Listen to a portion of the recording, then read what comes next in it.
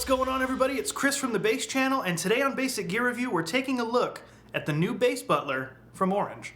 And before we go any further, I'm pleased to announce that today's episode is sponsored by thebassist.net. Head over to thebassist.net/basschannel for an exclusive discount off your first billing cycle. But more on that later. For now, let's check out the Bass Butler.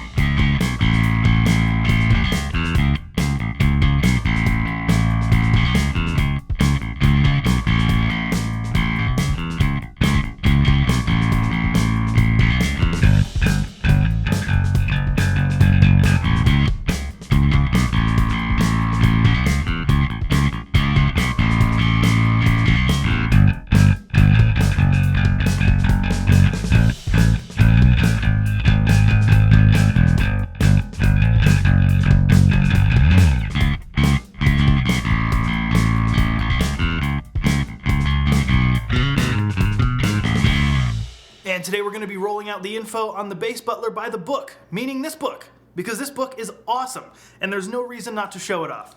The Bass Butler was conceived over many IPAs in a small bar on Santa Monica Boulevard called the Surly Goat by technical director Adrian Emsley with Morgan Nichols.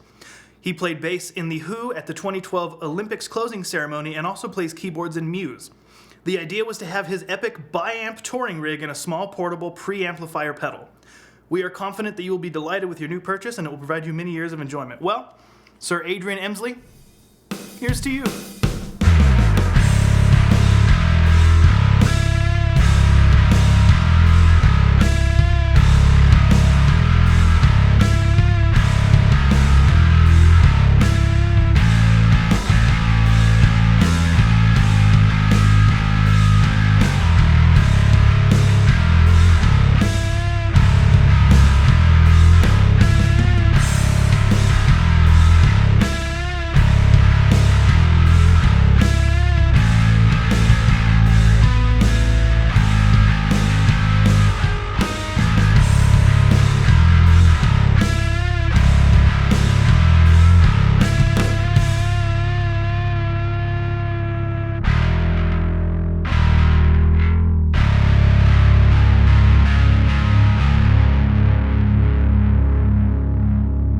So as we heard earlier, this is more than just your standard preamp DI. This actually emulates a bi-amp rig. Going back to the book, let's take a look at the signal path. Bass guitar input immediately splits between the clean and dirty channel. The clean channel is comprised of the optical compressor, a clean bass amp, and get this, a bass cab sim based on the OBC 410. Let's talk a little bit about the clean channel. First off, you cannot turn it off. So as soon as you plug that into the power supply, you are always going through the clean channel, and the dirty channel is what is switchable. So in your clean channel, you have a volume control, treble, bass, and a compressor. Not really much to say about it other than they sound great, but we will read a little bit of info on the compressor. The compressor on the Bass Butler is based on the compressor found in the Orange Congressor, I think I'm saying that right, and designed to emulate studio compressors. A red LED shows the amount of compression. The more compression, the brighter the red LED shines through the jewel. So let's hear a couple of the clean tones without the dirty side engaged.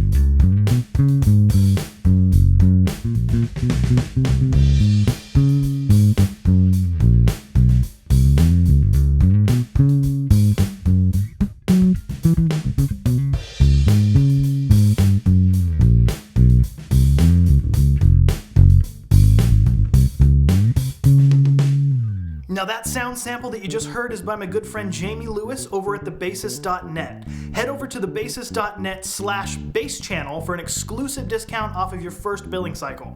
Your membership will include access to hundreds of bass lessons covering a multitude of different topics, genres, and levels of difficulty. You'll also get downloadable jam tracks with full bass transcriptions and bassless play-along files. If you're craving even more musical knowledge, head over to the executive tier where you'll get streaming access to Ignite Musical Training, a comprehensive crash course in music theory and ear training. And there you have it. There's no better time than now to sign up to thebassist.net and become the best musician that you can be. But for now, let's go back to checking out the Bass Butler. Now moving on to the dirty side, the Signal is also going through a high-gain guitar amp. Now there's an option for an expression pedal. We don't have one of those today, but basically you plug an expression pedal in and you get to control the amount of distortion of the dirty side on the fly. Anyway, moving on. Through the high-gain guitar amps, got 4 stages of gain and a 3-band EQ, and another guitar cab sim based on the PPC 412, which is a monster of a cabinet. The dirty channel is activated by the foot switch indicated by a green LED. The controls here are pretty similar to something that you'd find on, say, the Orange Rocker Verb. You have volume, gain, and a 3-band EQ, treble, mid, bass. And all these controls come with Orange's signature hieroglyphics. So, let's check out a couple different tones using the onboard distortion.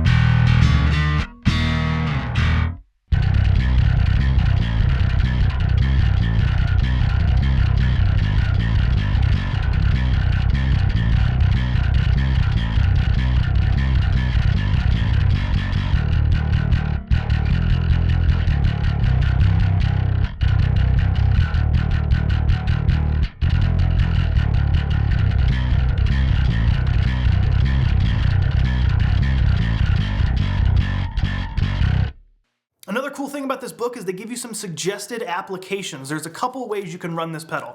First off, you can take the 1/4 inch out from the pedal right into the front end of your amp. It's going to work like any normal stomp box. You plug it into the front, you can blend all of those tones on the fly, and you're good to go. You can also take that 1/4 inch output and put it in the effects return if your amp has that capability, essentially bypassing your amp's preamp in favor of the Orange. And finally, you can run it like we're running it here today, which is one XLR cable out of each XLR input straight into your mixing board, into your DAW, into the front of house. Wherever you choose to send it, you can now independently blend both of those signal chains right at the desk. All right, so we've pretty much burned through all the facts. Now I want to talk a little bit about my impressions of the pedal. I love this thing. It is fantastic. My favorite function of it is, I'm sure you know, I'm sure everybody's got some sort of DI that's got some kind of distortion or even just a regular distortion pedal. And most of those have just a blend, you know, so when you blend in your clean signal, you're getting the full EQ spectrum of your clean signal.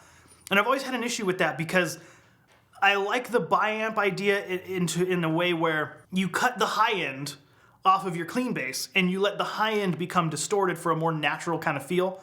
But if you have clean high end interfering with your distorted signal, it kind of takes the oomph and the grunt, if you will. There's a lot of other words I could use, but let's go with oomph and grunt. This doesn't have that problem. You can dial that treble all the way down, crank the bass, and then just blend the distorted tone to your preferred liking. And that is a much welcomed feature. Love it.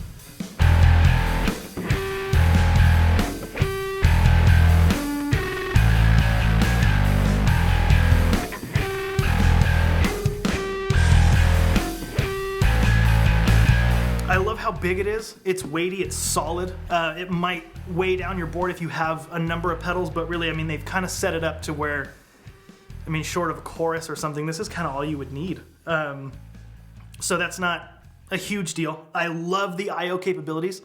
Having the two XLRs is just fantastic. There's a couple other pedals that utilize that same functionality and those same features, and I am a fan of that. Being able to feed an amp and the board. So when I ran this, I was monitoring through the 1/4 inch, running it through the dark glass, but the signal that you're hearing in the video is coming out of both of these XLRs, and I was a little nervous because I didn't read the book before I started shooting. I was nervous that it was going to sound thin and weak and I'd have to put some kind of cab sim on it. But the fact that both of these XLRs feature cab sim, I didn't have to do anything. It sounded great. So, not that I was really going to do it anyway, but if it sounded extra thin, I probably would have beefed it up with some cab sim, but I didn't have to do any of that. This is straight out of the pedal. Sounds fantastic.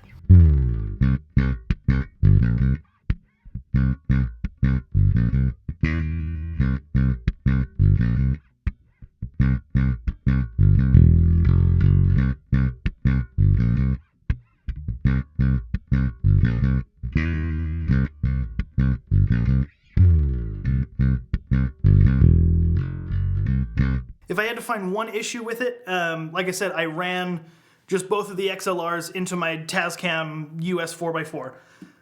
Dirty signal was fine, but the clean signal kept overloading the interface to where I had to crank the gain of the interface all the way down, and it was still clipping. So I don't know, you probably noticed most of the time the volume on the clean side is way low. So that's the only way I could get it to not clip the interface. I don't know, maybe I did something wrong, but that's something to look out for. Another thing that you're probably going to want to do is when I have dual DIs, I rule of thumb is I try to get both of those DI signals to be as even as possible and level. When I went back, the distorted side needs to come down in volume quite a bit. So most of the distorted tones you're hearing, the clean bass signal is 0 dB, maybe -2, depending on how loud it was. And the distorted signal is -15, -16. So right about that ratio is where it sounds natural, where you would want it. If the distortion's any higher than that, it's a little ear fatiguing, so be aware of that. Don't try to mix it by eye, mix it by ear.